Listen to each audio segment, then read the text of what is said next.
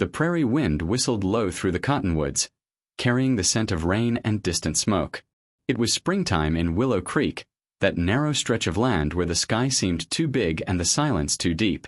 Inside the weathered ranch house at the edge of the valley, Elias Grant, a man known for both his fortune and his solitude, lay still on his bed. His hands were folded across his chest, his eyes half-lidded, feigning sleep. Outside, the evening light slanted gold through the windows, flickering across the wooden walls like the ghost of an old fire. He wasn't truly asleep. Not yet. He was testing her. The woman. Clara Bennett. A widow from the town of Sutter's Ford, she had come 2 days earlier seeking work. She'd lost her husband the year before, a miner who'd left her nothing but a few debts and a fading wedding band. The word around town was that she was proud, quiet, and would rather starve than beg. Elias, curious despite himself, had offered her a trial as his housekeeper. But deep down, he didn't trust easily. Not after years of seeing folks' kindness turn to greed the moment they caught sight of his cattle herds and silver coin. So tonight, Elias meant to learn what kind of woman she truly was. The cabin was dim, lit only by the soft glow of the fireplace. Clara moved quietly near the hearth, her figure outlined in warm amber light.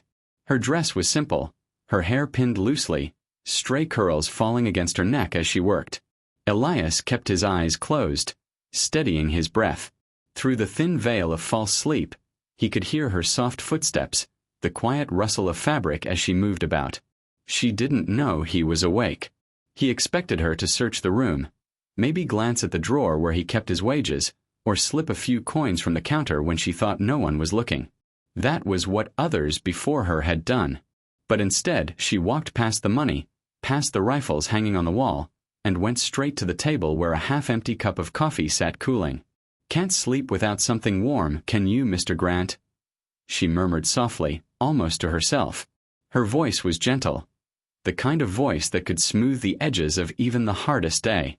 She poured the coffee into the basin, wiped the cup clean, then turned to look toward his bed. For a moment she just stood there, watching him, not with suspicion or greed, but with something that looked almost like concern. Then she sighed, walked to the window, and drew the curtains closed against the coming night. Elias felt a strange pull in his chest. An hour passed, and the wind picked up outside. The ranch creaked as rain began to fall in thick, steady sheets. Lightning flashed, throwing brief light across the room. He heard her soft gasp as thunder rolled overhead. She moved to the fireplace again, adding wood to the flames until they leapt higher, warm and steady. Then, with a soft hum, a tune he didn't recognize, she knelt by the hearth and began to mend a tear in one of his shirts. The sound of the needle pulling through fabric mingled with the rain.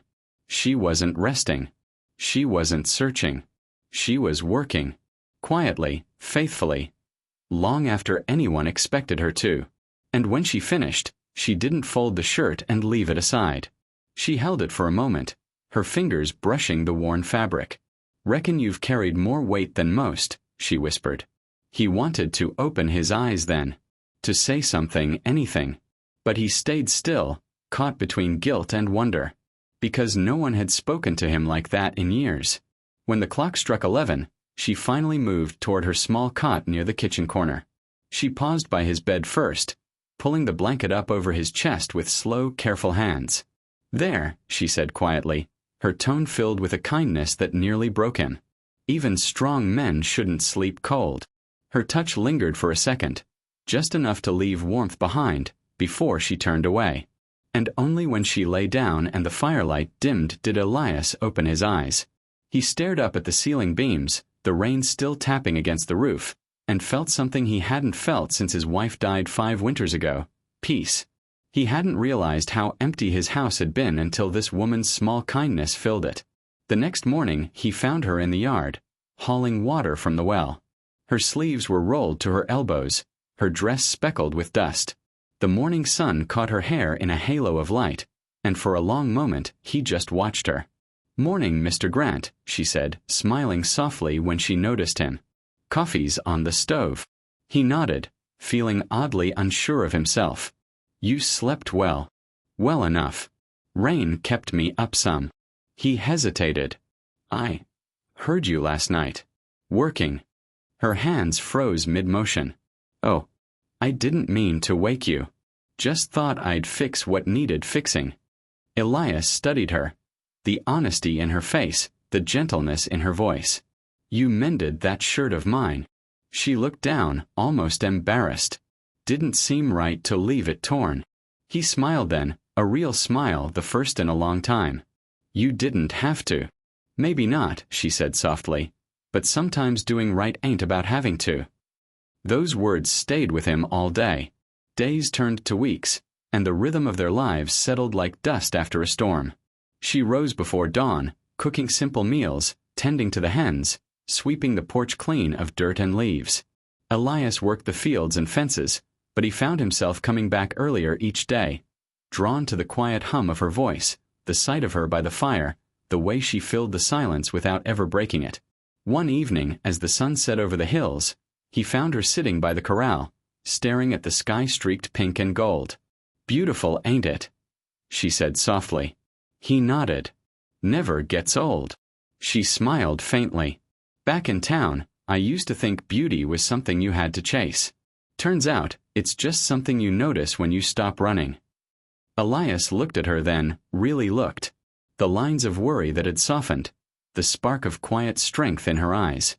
Clara, he said slowly, you could have gone anywhere. Why stay here? She turned to him, her expression unreadable for a moment. Because this is the first place in a long time where no one's looked at me like I was a burden. He swallowed hard. I'm sorry if I ever did. She smiled faintly. You don't anymore.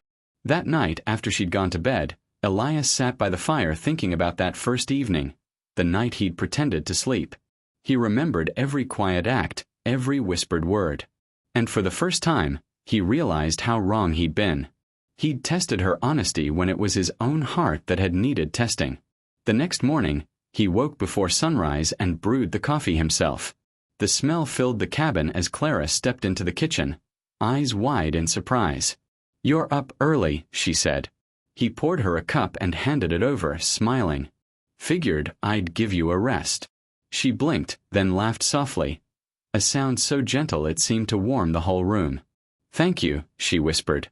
He leaned against the counter. I owe you more than that. You've done more for this place, for me, than you'll ever know. She tilted her head, curious. You mean that? I do. I saw what you did that first night. When you thought I was asleep. Her cheeks flushed pink. Oh, that. I didn't mean to intrude. Elias shook his head. You didn't. You reminded me that kindness still exists, and that maybe I could learn it again.